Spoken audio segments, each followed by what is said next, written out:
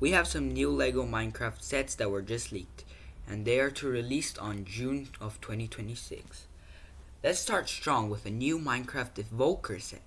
If you don't know, the Evoker has never had a LEGO appearance, and it was very anticipated to appear, and it finally made a strong appearance in this new LEGO Minecraft set, 21596.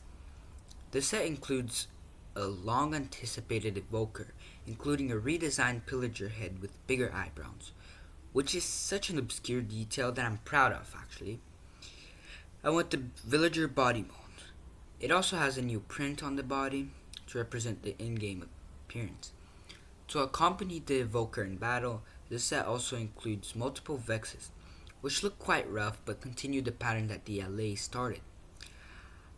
I wish the set included the Vex in his hostile state, but its in-game texture does resemble blood, which LEGO likes to avoid. From the image, it appears that there's no other illagers.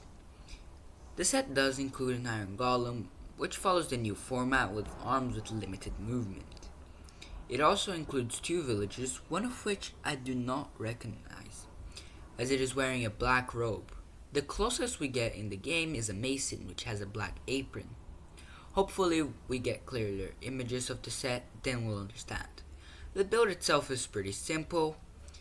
I honestly expected more from a set like this, especially since it's meant to be a re-release of the original LEGO Plains Village. Pretty sure. Also, the set includes a pink sheep, which is an incredibly rare mob in the game itself. It's a nice detail. Next we have a displayable Ender Dragon build, which looks fantastic. Maybe now they've gotten the hang of making Ender Dragons. The wings are rather interesting because they look like they're made of vinyl, which LEGO sometimes uses for LEGO ship sails. The side build is the end portal, which you can enter after defeating the Ender Dragon, which brings you back to the overworld. If you look closely at the portal, you can see that there's a boss bar printed on the 2x4 tile, which I really love.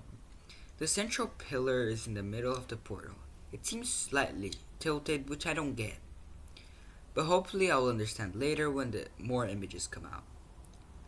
Unfortunately, LEGO did not recolor the pieces used in the neck, which is just so sad. It'd be nice if LEGO recolored them at least once for this set. It just kinda looks odd, especially when compared to the in-game variant, which doesn't include gray on the neck at all. We finally have a LEGO Happy Ghast set. The Happy Ghast was released on Minecraft last year in June, meaning that by the release of the set, the Happy Ghast will be a full year old. Anywho, the set includes all stages of the Happy Ghast, including dried, hydrated, ghastling, and the Happy Ghast. The build for the dried ghast and the hydrated ghast is the same, and I don't like it. I'll be happier if they just printed a face onto the Minecraft head. Not only would it be size accurate, but it also look better than whatever this is. Honestly, I'm not satisfied with these two, but they look good enough. The other two variations, on the other hand, look incredible.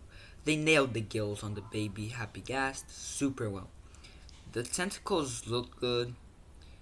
The Happy Ghast build itself is the same ghast build, but with a smile. Some weirdly built goggles. I wish the goggles were transparent, but they aren't, unfortunately. You can see here that they can carry up to 4 minifigures, just like in the game, where up to 4 players can ride it. But the set only comes with 2 minifigures, not including the skeletons, which we get 2 of in this set, one of which is wearing a diamond helmet, which reminds me of the next set. A buildable skeleton, which reminds me of the big figs from back in the start of LEGO Minecraft. It is genuinely an upgrade from the previous version. It seems bigger with more detail, and this one seems to be a continuation of the new LEGO Minecraft big figs, which includes the fox and the creeper. This one includes the ground piece and the helmet, which looks pretty good. The bow build is also really good, but the way that the skeleton holds the bow is a little awkward over at the shoulder, over at the elbow. The skeleton isn't necessarily hollow, but it has to have support, so the gray on the neck is a necessity. What isn't a necessity is this next set, which has the worst rendition of an Iron Golem I've ever seen. It looks like a baby Iron Golem. The arms are not rotating at an accurate point, the legs are stubby, and the ball joints don't look great at all. The set also includes a baby villager, which looks pretty accurate and clear. The design is one of the best in the set in my opinion. In addition to that, we also have a Lego wolf, a husk chicken jockey, which follows along with the same clean design that most of these have. The rabbit is probably the newest design as well, that Minecraft released on the Tiny Takeover drop, which made the rabbit slightly bigger as well. The final set of the wave of leaks is a little hard to see, but it seems like a first night set, where the player has taken shelter in a cave and has a chest and a crafting table.